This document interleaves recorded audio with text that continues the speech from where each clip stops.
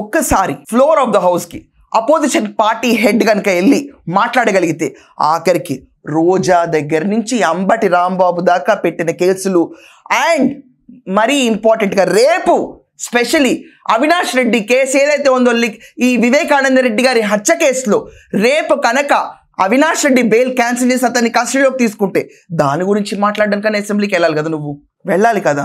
And ఇదంతా కాకుండా మీరే అన్నట్టు ఓకే జగన్మోహన్ రెడ్డి గారే కనుక అసెంబ్లీకి వెళ్ళగలిగితే లిక్కర్ కుంభకోణంలో నాకే లేదు, ఇది గవర్నమెంట్ మట్టి చల్లుతున్న ఫ్లోర్ ఆఫ్ ద హౌస్ లో మాట్లాడచ్చు కదా. వాళ్ళు మాట్లాడతారో లేదో చెప్తారు. ఎందుకని అంతిమ లబ్ధిదారుడు నా పేరని చెప్తున్నారు, సిట్ చెప్పిందని ప్రశ్నించచ్చు కదా. పోనీ వెళ్ళి ప్రజలకు క్లారిటీ అని వస్తుంది. ఎందుకని ఇంత మహానుభావులు భూమి ఎరగని మహానుభావులు ఈ రోజు దాకా ధనంజయ రెడ్డి, కృష్ణమోహన్ రెడ్డి, రాజ్ కసిరెడ్డి, బాలాజీ గోవిందప్ప, ఆఖరికి ఆ నాయుడు ఏం నాయుడు అండి, వెంకటేష్ నాయుడు, ఇలాంటి పుణ్యాత్ములను ఎందుకు లోపల పెట్టారని ప్రశ్నించవచ్చు కదా.